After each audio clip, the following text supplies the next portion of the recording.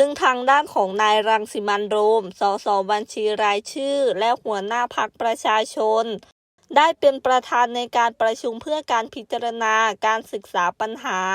และแนวทางการปฏิรูปของระบบข้าราชการตำรวจ ในด้านของการบริหารงานบุคคลและการดำเนินการทางด้านของวินัยของข้าราชการตำรวจ จากกรณีศึกษาของพลตำรวจเอกกิตติรัตน์ พันเพชร ผบ.ตร.ได้มีคำสั่งของสำนักงานตำรวจแห่งชาติเรื่องการแต่งตั้งคณะกรรมการสอบสวนข้อเท็จจริงของพลตำรวจเอกสุรเชษฐ์ หักพานต์ อดีตรองผู้บัญชาการตำรวจแห่งชาติ หลังจากที่ได้มีการทุจริตข้อสอบของจุฬาลงกรณ์มหาวิทยาลัย สังคมนั้นก็ได้เห็นภาพของบิ๊กโจ๊กที่ได้ออกมาอาละวาดและพาลไปทั่ว ซึ่งเพราะว่าได้มีการไปชี้หน้าของประธานคณะอาจารย์ จุฬาลงกรณ์มหาวิทยาลัย และปรีณา อดีตของคณบดี คณะนิติศาสตร์ จุฬาลงกรณ์มหาวิทยาลัย